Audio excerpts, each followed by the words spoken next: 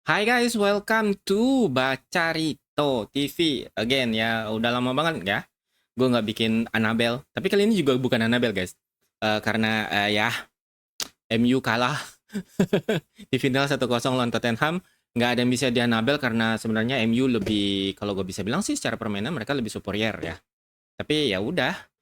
Gue bilang sih eh, gimana ya guys kalau MU. Gue kan pernah bilang ya, Amorim ini jago, gue bilang. Kalian fans MU nggak perlu khawatir musim depan sebenarnya. Yang sekarang ini terjadi itu di liga itu kan gue bilang liga itu kan panjang, dia masuk di tengah musim dan dia pemain bukan pemain dia guys. Jadi ya kalian bisa bilang kalau ya emang bukan bukan jatah dia ini di liga, tapi kalian lihat di Liga Eropa sampai ke final coy. Kan gue bilang dia jago coy. Jadi kalian nggak perlu khawatir. Plus pemainnya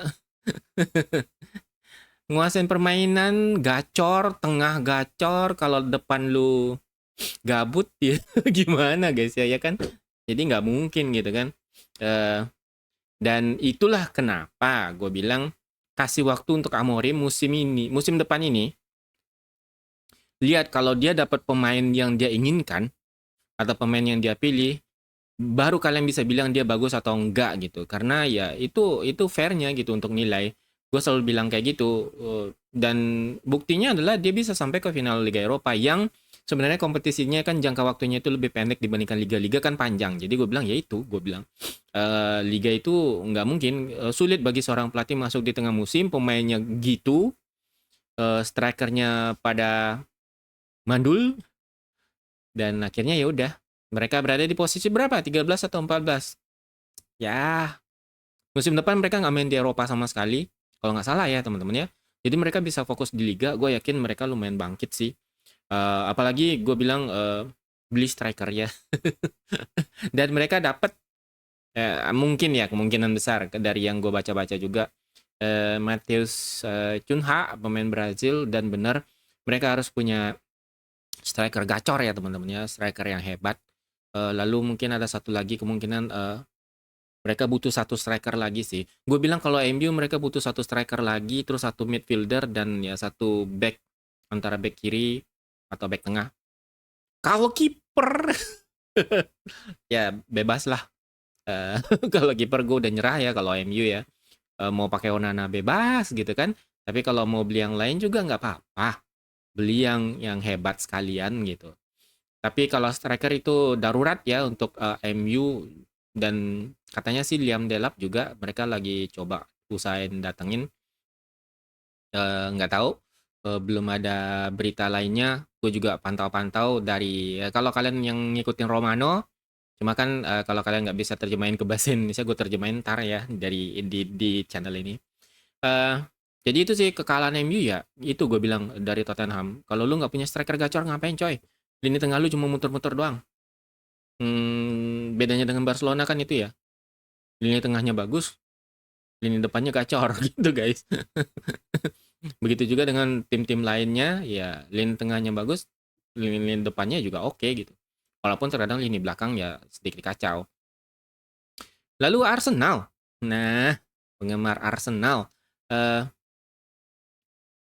Mereka katanya lagi mengusahakan si si itu pemain Madrid ya guys ya, Rodrigo, dan mereka memang butuh dari zaman dinosaurus. Mereka butuh striker teman-teman ya, dari zaman zaman dinosaurus mereka itu sebenarnya butuh striker karena dinosaurus terakhir di mereka itu adalah Thierry Henry, ya nggak? Mereka punya Thierry Henry dan Dennis Bergkamp, dan itu dinosaurus terakhir Arsenal. Selebihnya itu mereka hanya punya Toke, Kadal. Nah, mereka butuh T-Rex nih sekarang nih. Dan gua nggak tahu siapa yang bakal direkrut Arsenal, tapi katanya mereka mengadakan pembicaraan dengan si Madrid untuk mendatangkan Rodrigo. Bagi gua itu pemain yang tepat kalau mereka mau mendatangkan Rodrigo ya. Rodrigo itu nggak dapat menit bermain di Madrid ya, dapat cuma nggak sebanyak ya. Pertama dia masih muda, saingannya itu Mbak P, terus Vini. calon pemain Ballon d'Or ya guys. Tapi nggak jadi-jadi. Tapi nggak apa-apa. Bakal bisa kalau dia ngubah sedikit attitude-nya lah. Eh, gue rasa Rodrigo oke. Gue nggak tahu tentang yang lain. Apakah mereka bisa dapetin pemain tengah? Mereka butuh satu pemain gelandang bertahan kalau menurut gue ya. Karena ada yang pergi kalau nggak salah. Terus satu lagi kemungkinan ya gue ngerasa kalau Arsenal tuh bakal ngeluarin banyak duit ya guys ya. Untuk musim depan kalau dia mau bersaing ke trofi manapun. Gue bilang kayak gitu aja dah. Karena di musim ini itu kelihatan kelemahannya terutama di sisi penyerangan. Eh gue nggak akan mempermasalahkan lini tengah mereka sebenarnya ya kalau lini tengah yang masuk nanti mungkin hanya sebagai pengganti pemain yang pergi aja dan mereka kan ngebidik si Martin Zubimendi ya. Oke sih kalau menurut gue cuma ya duit yang bakal mereka keluarin itu banyak karena mereka harus permak timnya.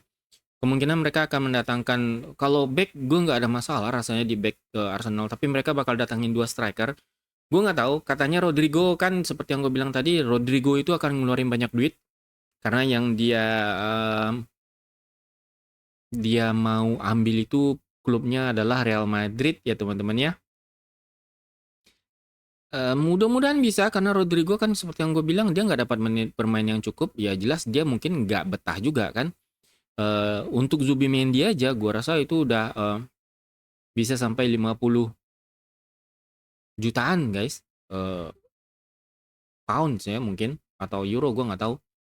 Untuk Rodrigo mungkin udah sekitar 80 jutaan guys, pound mungkin ya. Iya jadi ini perkiraan gua aja sih teman-teman ya Cok. Nah, lalu gua nggak tahu siapa satu lagi rumornya kan Victor Gyökeres.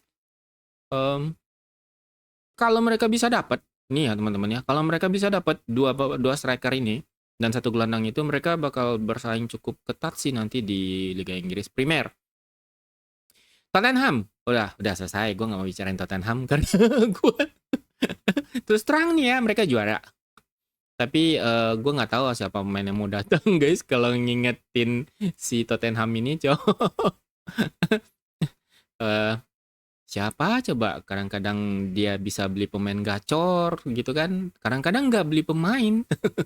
kayak kayak itu Liverpool musim kemarin nggak beli pemain tapi masih mending Liverpool coy. Ya karena mereka kan masa transisi pelatih terus pelatihnya gacor juara liga. Nah, Tottenham kan juara Liga Eropa. Jadi kalau di sini ya Tottenham itu udah ngerasain trofi juara, trofi yang lama banget rasanya mereka nggak punya. Apapun itu trofinya ya. Jadi gue ngerasa mungkin ada stimulus sedikit lah kalau pemiliknya itu udah ngerasain ternyata enak ya bersaing untuk juara. Ternyata bisa gitu. Nah jadi kemungkinan ya mereka transfer pemain lah ya. Beli dong, masa enggak gitu kan? Udah juara Liga Eropa, yang setahu gue otomatis mereka akan main di Liga Champion nggak sih? Iya kan ya? Ya nggak sih guys? Jadi kan udah menang Liga Eropa, itu kan dapat duit hadiah ya. Masa nggak beli pemain? Jadi mungkin ada beberapa pemain incaran mereka yang gue rasa ya pemain incaran itu juga kebanyakan ya dari kalau bisa dibilang mungkin dari Jerman, Portugal sama Belanda sih teman-teman ya. Eh, kalau kalau dari liga-liga yang atas kelas A ya Serie A ya Jerman termasuk termasuk yang atas teman-teman. Cuma harga pemain Jerman yang di Liga Jerman itu masih completely masuk akal. Berbanding lurus mungkin dengan pemain-pemain dari Liga Belanda dan Liga Portugal. Yang sedikit kelewatan ya pemain dari Liga Spanyol mungkin ya. Terus yang Liga Inggris sendiri, gue nggak yakin Tottenham bakal beli pemain dari Liga Inggris kecuali dari Championship atau pemain-pemain dari klub-klub biasa. Kalau dari Prancis, nah Prancis sendiri juga negara termasuk yang pengekspor pemain-pemain dengan harga yang lumayan mahal. Karena di sana ada satu klub yang bikin semua transfer itu lumayan ngelonjak ya. Kita beralih ke saga. Jadi saganya itu adalah Liverpool Bayern Munich ya. Tentang pemain yang baru aja datang ke Inggris. Kalau kalian tahu yaitu Florian Wirtz. Jadi ini transfer saga sih sebenarnya cukup gede ya, ngelibatin duit yang gede teman-teman ya, sekitar 126 juta pound atau 150 juta euro. Itu bukan duit yang sedikit bagi kedua klub. Masalahnya gitu guys, bagi kedua klub. Kenapa gue bilang? Karena Bayern Munchen dan Liverpool ini sama-sama pelit. Ya guys, Bayern Munchen itu memang klub terbesar di Jerman, tapi mereka itu juga pengelola keuangan yang hebat ya teman-teman ya. Mereka termasuk klub yang stabil dalam mengelola keuangan. Mereka nggak akan beli pemain dengan harga 100 juta euro kalau nggak benar-benar gacor. Dan Ritz ini gacor ya, benar-benar oke gitu. Liverpool juga seperti itu. Mereka nggak akan ngeluarin duit 85 juta. Itu Darwin Nunes. Untuk pemain yang nggak gacor, tapi ternyata ada Darwin Nunes. Walaupun Darwin Nunes itu di saat-saat penting bener berfungsi ya, terutama di musim ini teman-teman ya. Tapi ya kemungkinan nih ya guys ya, Liverpool sanggup ngeluarin duit 126 juta pound untuk Florian Wirtz karena dikabarkan mereka benar-benar tertarik. Dan Wirtz sendiri kan udah pernah ketemu sama perwakilan klub di Inggris, mereka juga ketemu sama Manchester City. Cuma dikabarkan Manchester City itu menarik diri dari perburuan Florian Wirtz karena mungkin ya teman-teman ya, mereka nggak mau terlibat perang harga karena harganya bakal jadi gila-gilaan. Apalagi Manchester City juga harus berhati-hati dalam pengeluaran di musim ini karena mereka masih dalam tahap investigasi kasus dari Financial Fair di Inggris. Jadi mereka mungkin harus berpikir ulang. Kalau duit mah mereka punya guys, percaya dah. Kalau misalnya nggak ada yang namanya Financial Fair ini teman-teman ya, itu pemain mahal dibeli semua sama Manchester City ya teman-teman ya. Cuma mereka juga harus berpikir karena mereka udah datangin beberapa pemain juga ke City pertengahan musim kemarin. Plus musim ini ada beberapa pemain, kalau nggak salah gue lupa namanya coy. Dan mereka juga masih ngincar pemain lain tapi harganya itu di bawah Ritz itu ya Florian. Gua rasa memang pertarungan Madrid juga, dia juga nggak mau terlibat perang harga kalau menurut gua, karena mereka udah datangin pelatih baru. Tentu itu butuh banyak dana. Terus mereka udah datangin dua pemain eh TAA ya dari Liverpool dengan gratis, tapi gajinya kagak gratis kan guys ya. Itu yang harus kalian ingat. Bilang, oh transfernya kan gratis, berarti mereka bisa beli pemain. Ya, transfernya gratis guys, tapi gajinya nggak gratis teman-teman ya. Jadi Madrid itu juga termasuk salah satu klub yang top dalam mengelola keuangan. Kalau mereka dapat pemain gratis tapi mahal gajinya, mereka bakal pikir itu bikin transfer. Dan mereka juga beli udah Dean Howson. Yang pemain Bournemouth itu back. Mereka butuh back. Nah, untuk Reds ini mereka mungkin nggak terlalu butuh untuk sekarang ya. Mungkin di masa depan mungkin, tapi kalau untuk sekarang mereka belum terlalu butuh karena mereka punya Jude Bellingham. Bellingham berada di posisi yang hampir sama dengan si Reds ini. Mereka memang, ya mereka nggak butuh sih guys. Sebenarnya kalau Reds ini mereka nggak butuh. Cuma kalau Madrid mah ya Madrid ya. Jadi praktis pertarungannya kemungkinan besar antara Liverpool dan Bayern Munich. Dan seperti yang gue bilang, kemungkinan Liverpool gue sebenarnya juga nggak yakin coy. Klub favorit gue gitu loh. Bahkan ngeluarin duit 150 juta euro hanya untuk satu pemain. Liverpool pernah ngeluarin transfer mahal. Pertama si Virgil van Dijk, Darwin Nunes, dan Alisson. Dua diantaranya itu berhasil besar. Satunya itu ya masih so-so lah. Bisa dibilang enggak, bisa dibilang lumayan. Tapi nggak bisa dibilang iya. Dan mereka berhasil gitu. Cuma dalam tahap nggak sampai dalam 100 juta pounds guys. Nah ini udah 126 juta pounds atau hitungannya 150 juta euro. Mereka pernah gitu ngertak Chelsea 100 juta. Tapi kan yang menangin Chelsea. Gue rasa itu mah gertak-gertakan doang coy. dan kebukti di Chelsea sendiri Caicedo kan juga nggak terlalu oke ya. Tapi gue nggak tahu dengan si Reds ini, katanya si Florian ini memang sangat-sangat disukai gitu dan diinginkan oleh Liverpool. Tapi kita lihat aja kelanjutan transfer saganya. Walaupun gue berharap teman-teman, kita butuh nomor 10. Si Dominic Szoboszlai ini bukan nomor 10 ya. Dia itu kayak nomor 8. Posisinya itu sebenarnya berhimpitan dengan si McAllister. Tapi McAllister ini nomor 10, coy. Tapi McAllister ini bisa digeser jadi nomor 6. Ada Gravenberch, jadi bisa bergantian teman-teman ya. Sementara si Florian Wirtz ini benar-benar kaya dengan kreativitas serangan. Itu yang gue pengen ngelihat dia ada di sana. Lu bayangin, cowok, Liverpool yang strikernya itu gacor semua gitu kan, termasuk Darwin Nunes. Ya, termasuk Darwin Nunes. Itu gacor sebenarnya. Gagal ngecor ya. Dan ya itu bisa. Kalau seandainya Liverpool memang minat dan mau mengeluarkan duit 126 juta pound.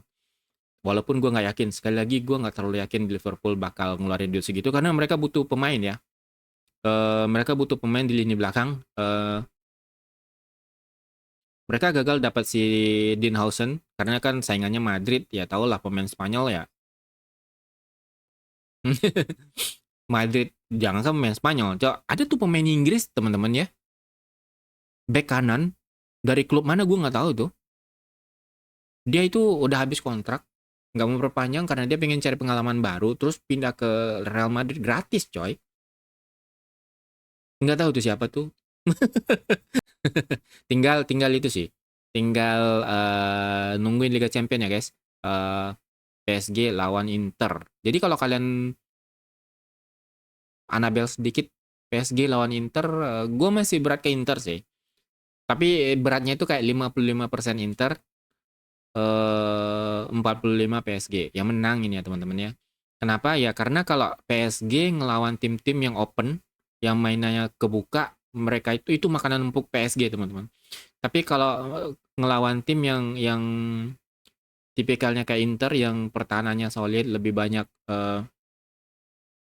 kayak kalau kita bisa bilang tim Italia itu kan Catenaccio ya. Catenaccio pertahanannya luar biasa gitu. Nah, PSG biasanya kesulitan itu bisa kelihatan ketika Liverpool melakukan Catenaccio di kandang PSG. Liverpool menang. Hanya satu tembakan, satu gol.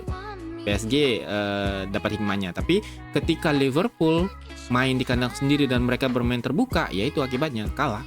Gue udah bilang, PSG itu kalau lawan tim-tim yang mainnya terbuka itu makanan empuk mereka teman-teman ya. Jadi sampai sini aja, bye-bye, see you next video, like ya. Sudah.